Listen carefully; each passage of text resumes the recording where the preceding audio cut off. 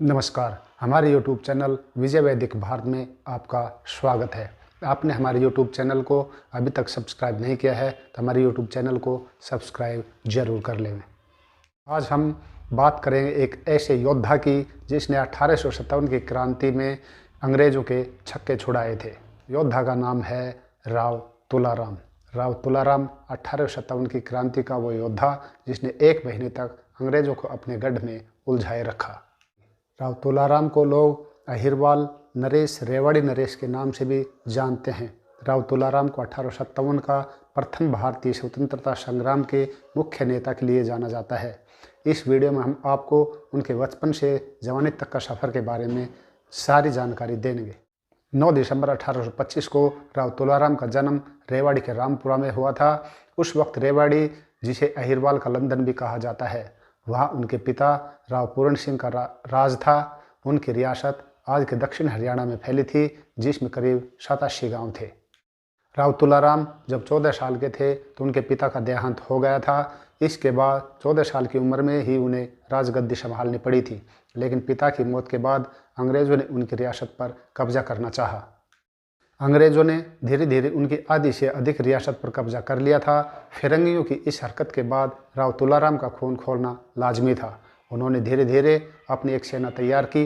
रेवाड़ी के लोगों ने भी इसमें योगदान दिया। उन्होंने अपनी 500 सैनिकों की एक सेना भी तैयार कर ली थी। 1857 के विद्रोह की आग जब मेरठ तक पहुंची तो वो भी इसी क्रांति में कूद पड़े। इसमें उन्हें दिल्ली के बादशाह का भी साथ मिला।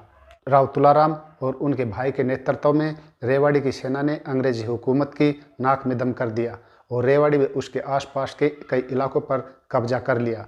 एक तरफ मेरठ में सैनिकों का कारतूस न इस्तेमाल करने का विवाद और दूसरी तरफ राव तुलाराम का बढ़ता कद, इन दोनों से ही अंग्रेजी हुकूमत तिलमिलाई हुई थी।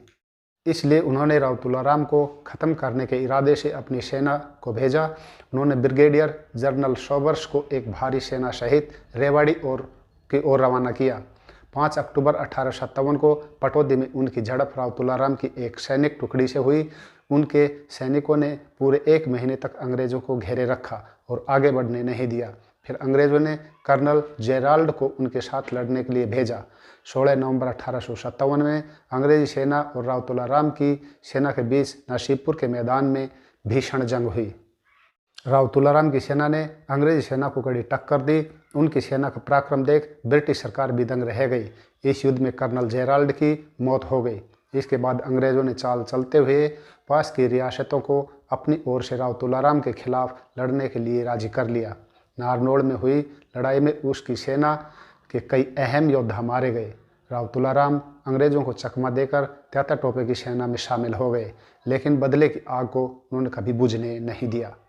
फिर वहाँ से राव तुलाराम ईरान के राजा की मदद लेने के लिए ईरान पहुँच गए। वहाँ से अफ़गानिस्तान पहुँचे और वहाँ के राजा को भी भारतीय सेना की मदद करने के लिए तैयार कर लिया। मगर इसी बीच काबुल में वो गंभीर बीमारी का शिकार हो गए। 23 सितंबर 1863 को उन्होंने काबुल में अंतिम सांस ली। वहाँ पर उनका शाही सम्मान के साथ अंतिम संस्कार किया गया था। राव तुलाराम ने भारत को आज़ाद कराने में महत्वपूर्ण योगदान दिया था।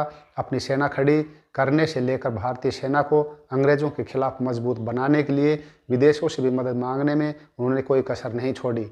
उनके इस योगदान को भुलाया नहीं जा सकता। राव तुलाराम को लेकर आपको हमारा वीडियो कैसा लगा, हमें कमेंट बॉक्स में ज़रूर बताएं।